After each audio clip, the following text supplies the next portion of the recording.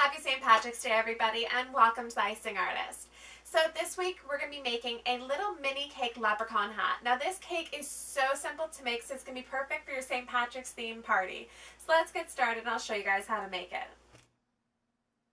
So I've just baked two 4-inch round vanilla cakes and I've dyed them green for kind of St. Patrick-y, leprechaun-y kind of video.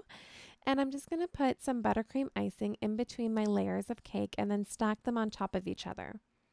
Now I'm going to give it a nice and thin crumb coat. I'm just going to do a thin coat of buttercream that's going to really trap in all of the crumbs of the cake before I cover it in fondant. And you just want to make sure it's nice and smooth because if you have any bumps in your buttercream, that will show through in your fondant. Now using some gel paste, I'm just going to put some on my cake board. And that's going to be so my fondant sticks to it. I'm just going to roll out some of my green fondant. And I'm just going to use a bowl as my guide to cut out a large circle. A lot easier than freehanding it.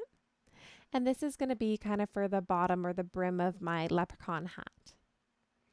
I'm just going to wet the bottom half of my cake so that my fondant sticks to it. Just wetting it with some water. And now I'm going to roll out my fondant nice and thin and roll that back over my cake. I'm just going to reposition my fondant a little bit until it's nice and centered, and then I'm going to start smoothing it to my cake. So I'm just going to pull out my fondant and slide my hand down the cake until it fits nice and tight to the cake, until it's nice and smooth. You just want to do that going around your whole cake.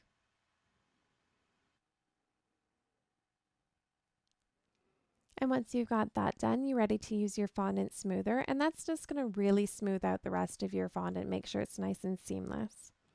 So just over the top and the sides. Now that that's done, I'm just going to trim off any of my excess fondant. Put a little buttercream onto my cake board where the hat was. Using a spatula, I'm just going to lift my cake up and place it onto my cake board and position it until it's nice and centered.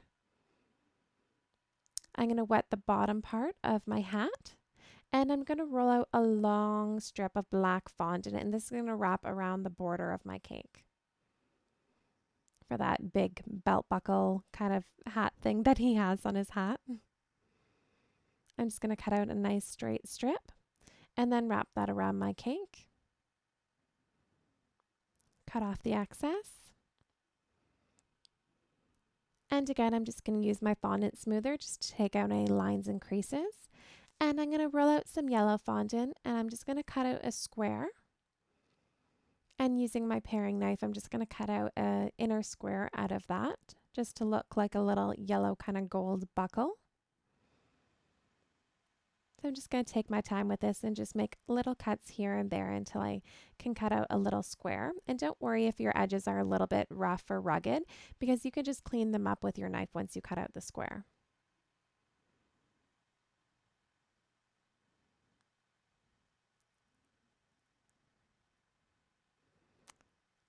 So you just want to run the edge of your knife and just cut off any of the little excess pieces and just clean it up a little bit. I'm going to wet it with some water, and that's going to act as my glue, and then I'm going to stick that onto my cake. Just the final little finishing touch on my little leprechaun hat.